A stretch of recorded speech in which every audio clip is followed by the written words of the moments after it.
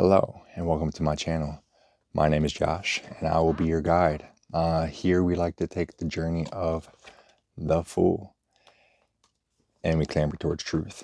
I'm not claiming to have any kind of absolute knowledge of what reality purports itself to be. I'm just here to give you information that I found to be useful and helping me identify what I believe reality is.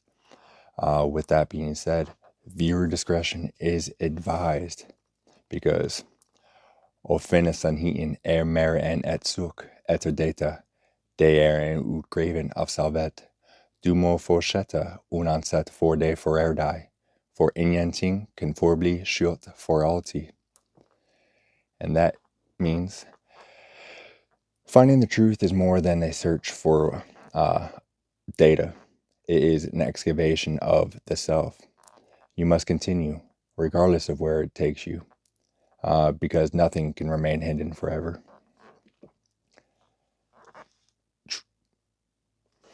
All right, to go back on to what the fool kind of represents. The fool is ruled by Uranus.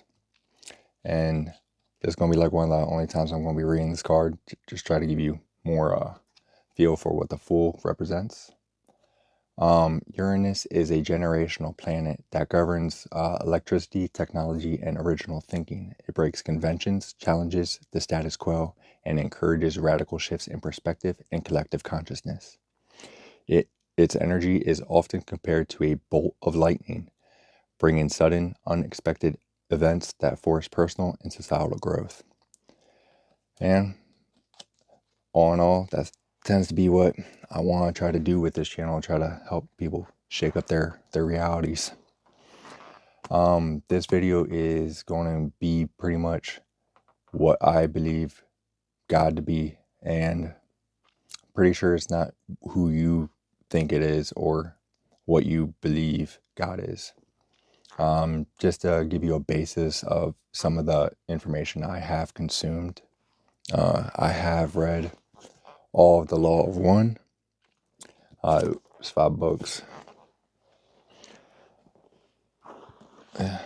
Course in Miracles.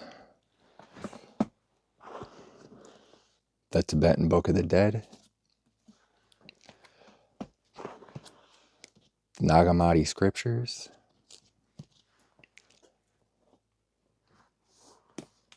I also read the Klippothic Trilogy. And that's just a name a few. I'm not trying to seem a little too pedant with what I'm reading, but I am currently reading the Bible and about political order, so I am trying to take everything in. I'm not trying to exclude any kind of belief, because then you're just cutting out half of what reality could be. So you're just kind of shooting yourself in the foot. And I try not to do that.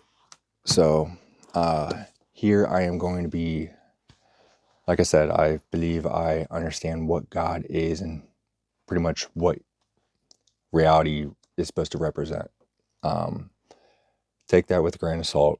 I know I just said earlier, I don't claim to have any kind of absolute knowledge about anything. Again, this just seems to be the most kind of like simplistic reasoning, Occam's razor, if you will. That seems to be what reality is. All right. In this video, I'm going to be trying to cover Sankhya philosophy, which has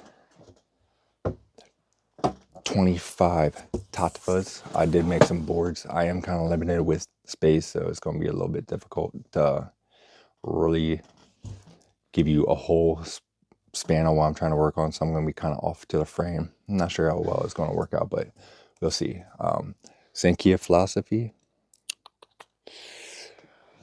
I also have a whiteboard already planned out for some Kabbalah.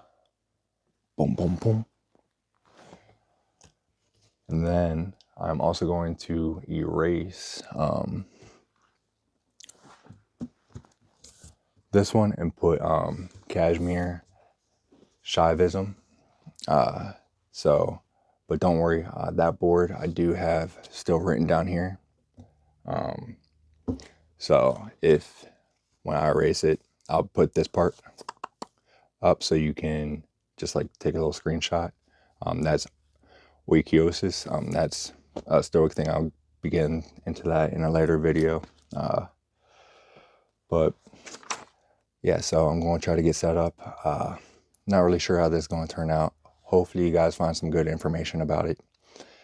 With that being said, I guess let's go ahead and get into it. All right, let me get set up. All right, I am back.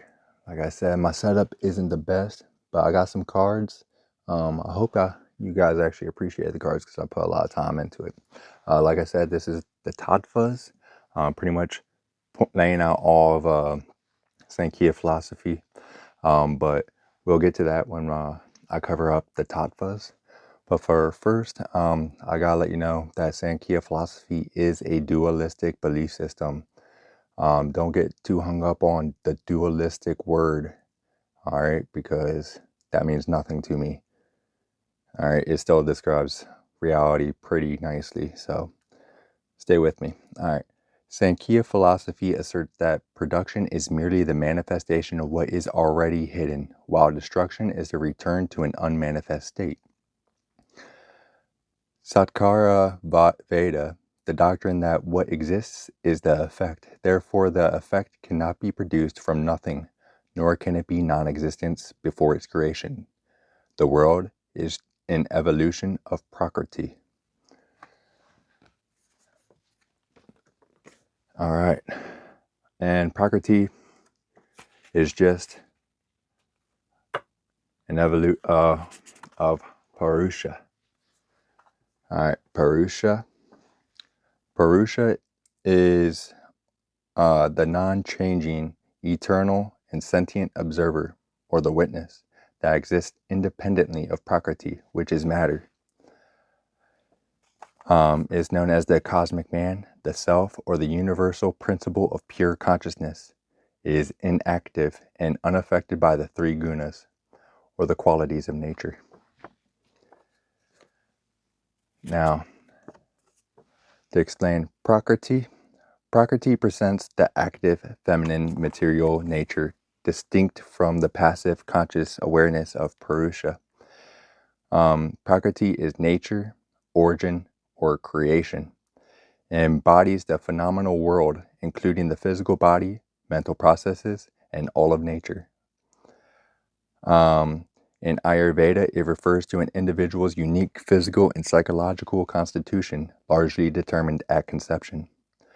Prakriti is a fundamental primal matter and energy from which the physical universe evolves. It is composed of the three innate qualities, the gunas: sattva, rajas, and tamas. Sattva is goodness and balance, rajas is passion and motion, and tamas is darkness and inertia. Oh. All right, this one's kind of a quick one. It's just like an extension of Prakriti, but Mula Prakriti. You can see right here. It literally just goes from subtle to gross. So subtler the matter into the grosser down the bottom is the main elements that make up the world. All right, but let me read Mula Prakriti real quick. Mula Prakriti is the primordial spiritual essence of matter, often considered the feminine aspect or veil of the absolute. It is the root cause of all material manifestations, sometimes called padhana. In Advaita Vedanta is called Maya, or illusion. All right, now to the part where we can soon start explaining the board a little bit. All right, the tattvas. Tattvas are 25 fundamental principles or realities or truths that constitute existence, mapping the evolution from pure consciousness to material nature. The 25 tattvas typically divided into one conscious principle and 24 material or evolved principles. So 25, 1, and then all down here is the 24. All right. The goal of understanding these 25 tattvas is to discriminate between Purusha, consciousness, and Prakriti, which is leading to liberation. The 24 evolts, these consist of the mind, senses, and elements representing both subjective internal and objective external aspects of the experience. The tattvas operate through the three gunas. All right, let me get into this board. All right, Purusha, like I said, he is the conscious passive witness, the self or soul, and there is no change ever. Prakriti, the root cause of matter, primordial nature, and unmanifested potentiality equals the changing nature. Then 3, Mahat or Buddhi, the cosmic intellect, the first evolute of Prakriti. Ahankara is the ego principle or self-awareness. This is where we first start knowing, hey, we're somebody. And then next comes Manas, the mental organ or sensory mind. Probably going to butcher this name, so apologies. Yanandriyas, which is the 5 cognitive sense organs: hearing, touch, sight, taste, and smell. Karmendriyas, the 5 organs of action: speech, grasping, movement, excretion, and reproduction. Tanmatras, the 5 subtle elements: sound, touch, taste, and smell. And then Mahabhutas, the 5 gross elements: ether, air, fire, water, earth. Before I actually get into the gunas, apologies, gunas representing all the elements, I have to actually let you know what the gunas are. So the 3 gunas. Like I said, the 3 gunas are sattva, rajas, and tamas. They are the fundamental energetic qualities or forces of nature. Everything in the universe is a combination of these 3, with one often dominating. They govern our thoughts, behaviors, and physical states. The gunas are not inherently good or bad. They are constantly changing in proportion as they interact with one another, and they influence one's personality and mental state. Again, sattva is balance, so purity, light, intelligence, and joy. Rajas, activity, action, passion, desire, and restlessness. Tamas, inertia, darkness, laziness, delusion, heaviness, and stagnation, or stability. All right, now that we covered the 3 gunas, I can tell you sattva is with the buddhi, so the intellect. Rajas is with the ego. And tamas is the mind. The mind ends up coming down here and evolving into both of these. The ego comes down and evolves into the tamatras. But the tamatras, the tamatras and the mahabhutas, they pretty much experience through each other. All right, so it doesn't evolve into it. It's just they work through each other. And then sattva rules ether, rajas, fire, tamas, earth. Sattva and rajas, air. Rajas and tamas, water. And then each one, I kind of color coded it. If you want to screenshot that or zoom in, so make it easier, because I don't have it really written out on that too well. All right, next up, chitta is our last little part of Sankhya philosophy. Then I'm going to be pausing this and erasing this. So if you do want to take a screenshot, now be the chance. All right, it was 14:44 on the clock when I just put this up. All right, so chitta. Chitta is sometimes called heart mind or feeling, represents the conscious or unconscious mind that stores residues of behaviors. It acts as a storage bank for memories, impressions, or samskaras and habits, described as the ground floor or field from which the mind's modifications, vittas or vrittas, arise. The base for buddhi or ahamkara and manas. Chitta is pure intelligence or cosmic mind that is always on, whereas the buddhi, the intellect, is limited and intermittent. Chitta holds memory or impressions, while the manas is the surface mind that processes sensory input. I know that I said that I was going to end right there, but I forgot about samskaras and vasanas. So real quickly, samskaras are deep subconscious impressions, habits, and mental conditioning formed by past actions, experiences, and thoughts, acting as the basis for behavioral patterns and karma. They are grooves in the mind, the chitta, that influence desires and actions similar to memory or subconscious tendencies. And now vasanas. They as well are deep-seated subconscious mental impressions or latent tendencies formed by past actions, experiences, and desires. They act as hidden drivers of human behavior. Hold up, my dog's barking. All right, I'm back. Let me read that one more time. They act as hidden drivers of human behavior. They function as habits or predispositions that influence thoughts, emotions, and actions. All right.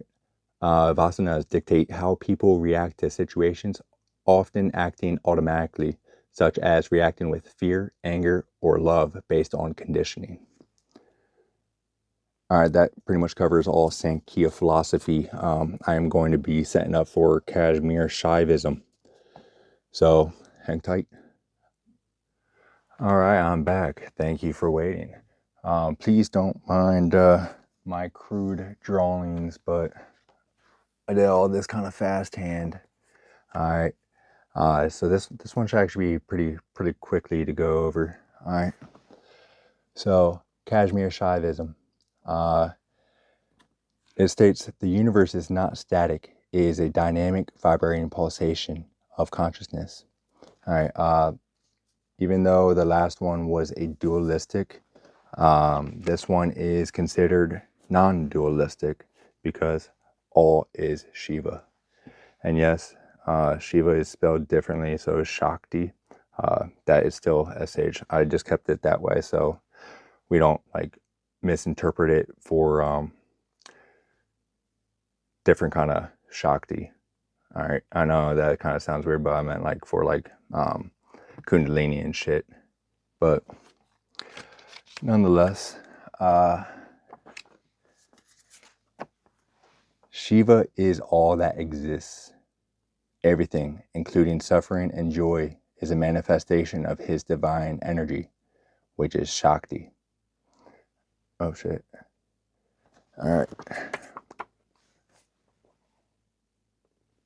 Alright, Shakti in Kashmir Shaivism is not separate from Shiva, but is his inherent dynamic power, his consort, through which he creates, maintains, and dissolves the universe.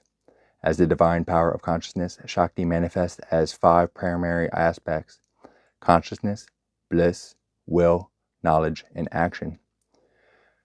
Shakti is central to the Trika system, often represented through the goddess triad, which is Para, Para,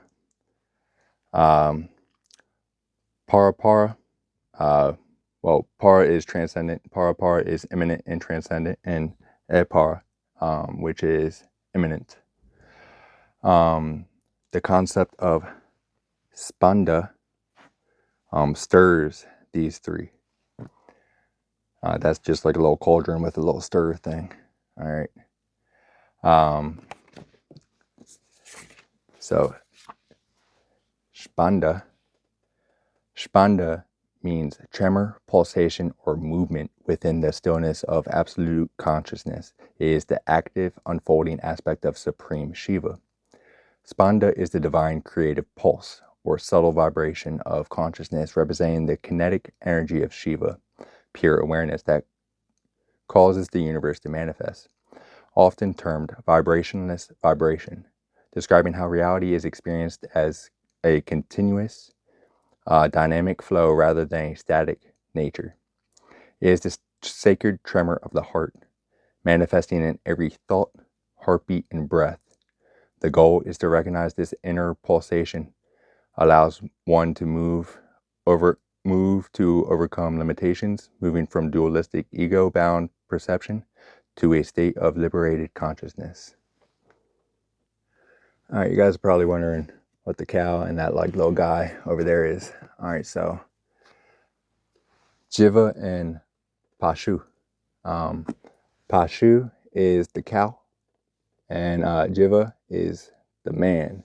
So for that, Jiva, Pasu refers to the individual soul that is implying to a creature that is bound. So a cow or flock is the literal definition. Although both these can be used interchangeably, Jiva refers to the embodied soul experiencing the world of duality. Both represent Shiva in a state of self-limitation. So that's why the arrow came back to Shiva. So both of them are Shiva. That's probably why they can't eat cows, because that is the embodiment of Shiva. So from here on out, I'm going to just use Jiva because that is the bound soul experiencing the world of duality. A key is that Jiva is similar to a mirror that reflects the external world objects while containing the divine light within. Jiva is considered bound by Mala, the three impurities. All right. So the first one is Aneva Mala, the limitation of the innate completeness of the self.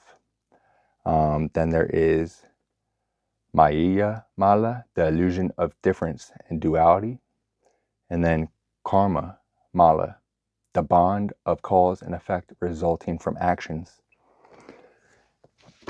And so just to be able to reach liberation from all of this, you are aiming for, again, I'm going to probably butcher this name, but Pratyabhinya,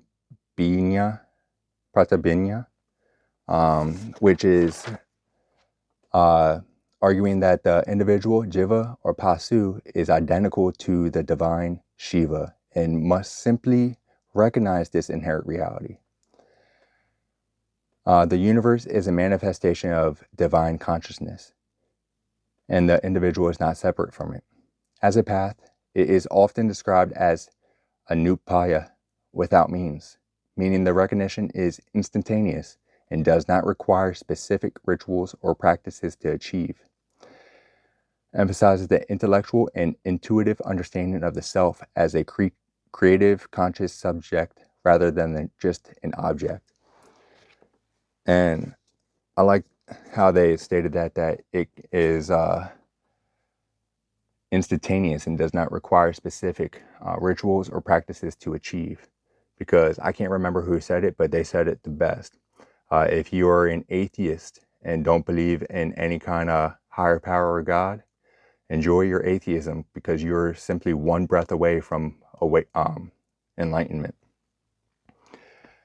Lastly is aham. Aham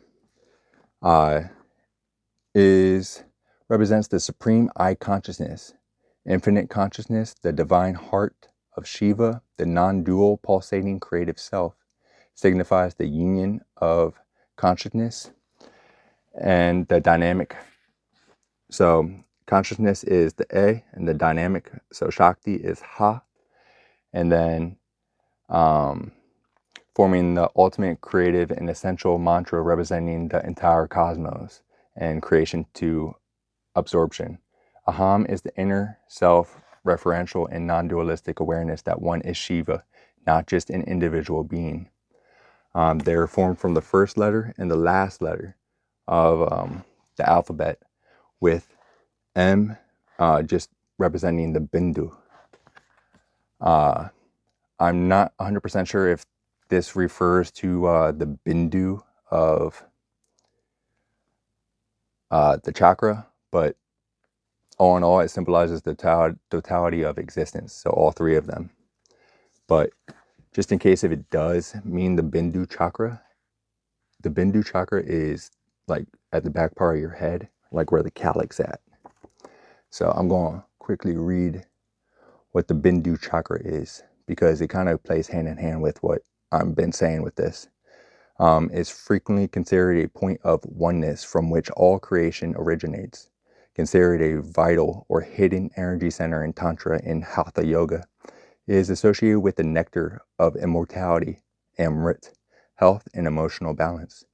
Acts as a fountain of youth, controlling metabolism, hunger and thirst, and promoting overall physical health. Associated with the pineal gland, it enhances intuition, inner perception, and consciousness. Focused meditation on the spot at the back of the head. Bindu chakra is located at the back of the head, roughly where the traditional tuft of hair is located. So yeah, so where your calyx at. Boom, boom, boom.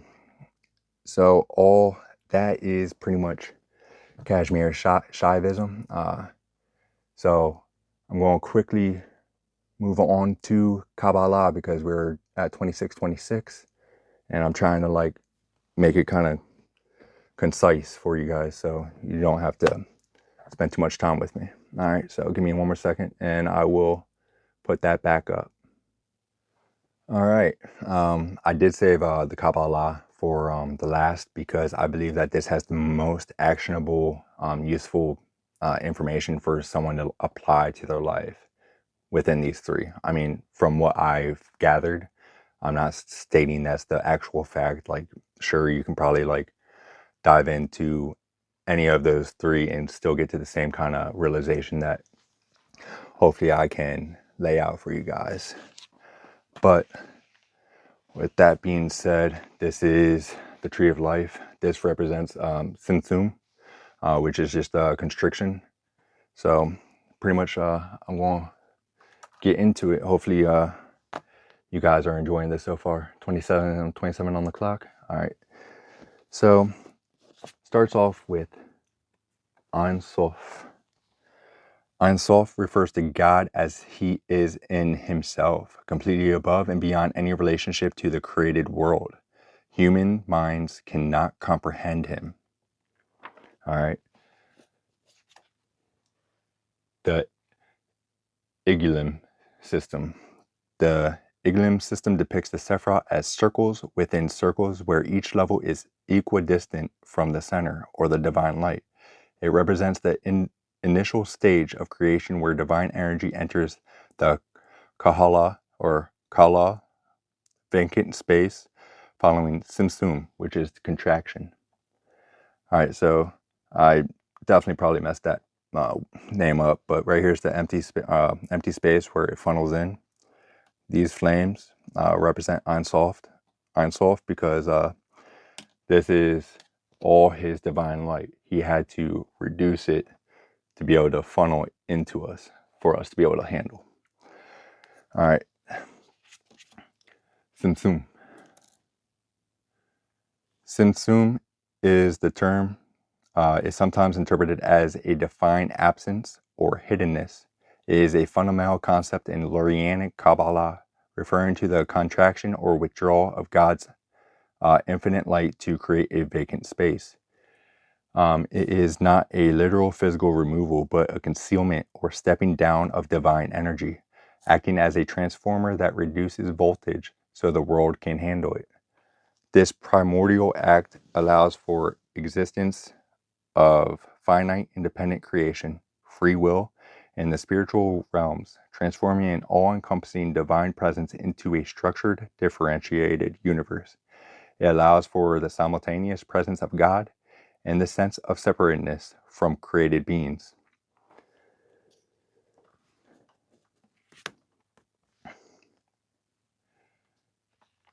Shivrat HaKalim. Shivrat HaKalim is considered the breaking of the vessels.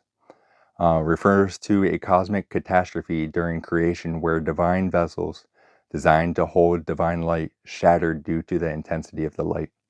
This event scattered holy sparks into matter, introducing evil and imperfection into the world, requiring human action to gather sparks and restore balance.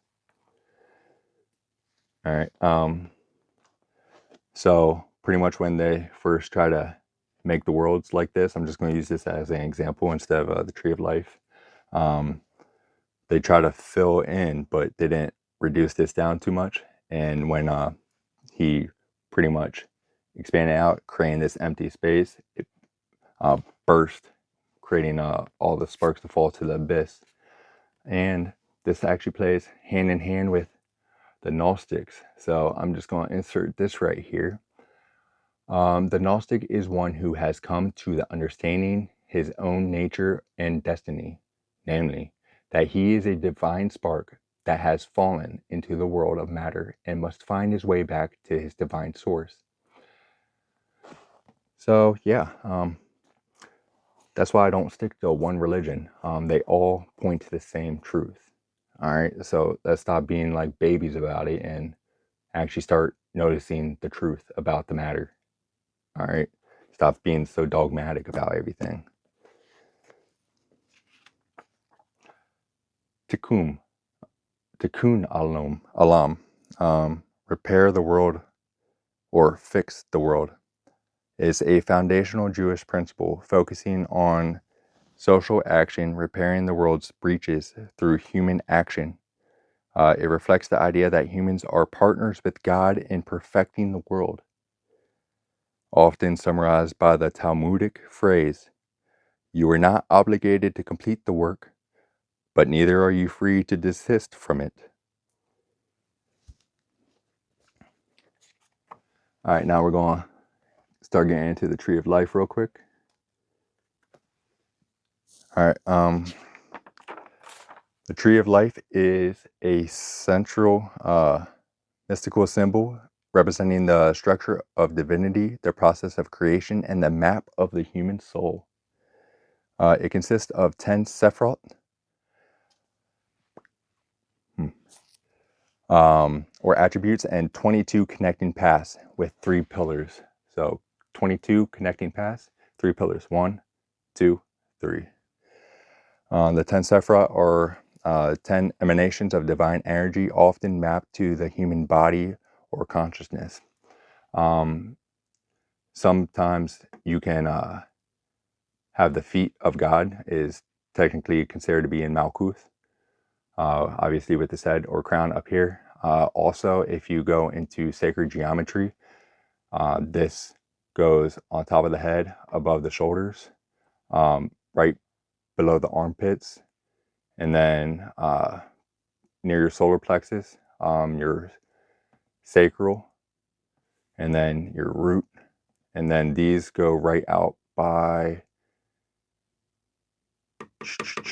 I forget where those are, but if you follow sacred geometry, this, if you put it into your body, will help you activate your Merkaba. All right, that was just a side note. Anyways, the 3 pillars represent a balance of forces. The left is severity, representing restriction, feminine energy, and judgment. The right is mercy, represents expansion, masculine energy, and kindness. The middle is mildness, represents harmony, balance, and the path of consciousness.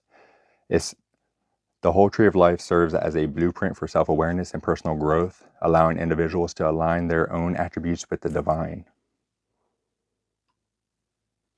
All right, the tree of life is broken up into 4 different worlds: Azalea, Luth, Braya, Yetzirah, and Asiya. I'm not really going to go over those 2. I'm just going to focus on these 2 because this is one right above us, and it's a well-known term because Yetzirah Sephirah is the book of creation. So going to go ahead and just read Yetzirah. is often used to refer to the process of creation, as in Sefer Yetzirah. It can also refer to the result of the creation, like a work of which, wow, I didn't even have to read that one. In Kabbalah, Yetzirah is one of the four worlds representing the world of formation and imagination, where angels and the Sephirot are located. So that's why I read that one. Then Asiya. Asiya is representing the material universe, the physical plane where humans inhabit. Hence the reason why I decided to read this one. As the final stage of manifestation, it is the realm of action, doing a tangible existence where divine energy becomes physically manifest. Sorry about that. While it is the physical material world, it is also considered the ultimate purpose of creation, where spiritual potential is realized through human action.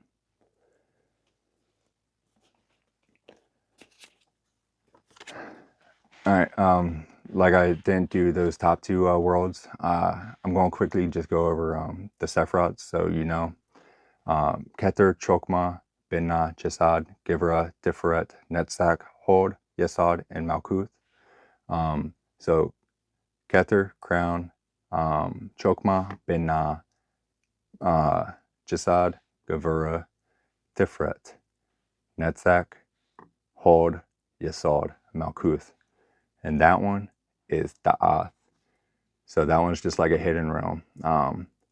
Oddly enough, if you don't know, that is also how you get to the Sitra Aura. I'm not really going to go into this because that goes with a whole nother video. So Sitra Aura, Klepot, Yetzirah, Yetzirah, and yeah, I'll get in all those. That's why I said Kabbalah, Mysticism has a lot of actionable information in it. I do highly recommend diving into that for yourself. But anyways, since I already went over them over there, they're the same over here. 1, 2, 3, 4, 5, 6, 7, 8, 9, 10. Malkuth, then all the way up. So I'm not going to go ahead and read them all off again. You understand what I mean. All right, anyways, Malkuth. Malkuth is Hebrew for kingdom, the 10th and final sephira on the tree of life, representing the physical world, material manifestation, and the culmination of divine energy. Malkuth is often considered the feet of the divine, bringing higher abstract spiritual concepts into tangible reality. The Shekinah, or the divine feminine, is often associated with Malkuth. And then Shekinah. Shekinah refers to the intense, localized, or tangible experience of God's presence, acts as a nurturing relational bridge between the infinite creator and the creation, often accompanying and guiding the process of redemption. The Shekinah is believed to share in the suffering of humanity, accompanying them in exile and working to reclaim sparks of divinity from darkness. All right, I'm sorry, but that's literally explains what Sophia does too. So all religions, again, all point to the same thing. Can't state that enough. All right, so next up, last but not least, I have the 5 levels of the soul. There they are, kind of closer. I'm not going to keep that up so I can try to have you guys follow along a little bit more. If you guys can read that. Let me slide you in. Boom, boom, boom. There you go. You can see it a little bit better. All right. The 5 levels of the soul. First, we have Nefesh. Nefesh is the physicality or vitality. It's the lowest level associated with physical life, animalistic desires, and the blood. It is the force that animates the physical body. Next, we have Ruach. However you say that. Trying. The level of emotions, feelings, and personal qualities. It is associated with the heart and the ability to distinguish between good and evil. Next up, we have Neshama. Neshama is the level of intellectual soul, which grants human beings a higher consciousness, understanding, and divine intellect. Following that, we have Chaya, which is living or life, transcendent superconscious level that connects the individual soul to the divine source. And then finally, we have Yeshida, oneness, the highest, most essential level of the soul, representing complete unity with God. And quickly, that is the 5 levels of the soul. I did want to show you why I mean that they have the most actionable, besides the Citra Aura, Clip-Offs. Boom, boom, boom, boom, boom. Where is it? Yeah. They have the 6 primary emotional virtues, the 9 stages or steps of refinement for the soul, and then, yeah, that's other stuff for the tree of life, but that's to help you on your path to enlightenment, to help you find out more about yourself. And that's why I said I'm going to be doing another video on that. All right, if you stuck with me that long, thank you. I appreciate it. I know that was a lot of information. I am sorry for how it kind of came out. Apologies, I was like sweating the whole time too. So I felt like I was stumbling across my words and I couldn't really get out the information like I wanted to. But nonetheless, like I said, if you want to take a screenshot of the Shaivism real quick, or not Shaivism, the tattvas, there's that. You know what, if you also want the oikiosis real quick too, yeah, look into that too, Stoicism. I'm also going to quickly bring up the other boards again so you guys can screenshot that too. But with all that being said, I'm about to end this video, so screenshot that if you want. I don't know if you got it. Boom. Because they won't be here anymore. I get to erase that shit. And here's the Kashmir. Alright, there you go. Save the cow. Eat chicken. Alright, well, my next video, I may be digging into like theodicy. Actually, yeah. You know what? I'm just gonna end it there. I got too many cards going on. Again, I hope you guys enjoyed it. I am going to be putting a lot more videos together from here on out. So they will get better. I promise. All right.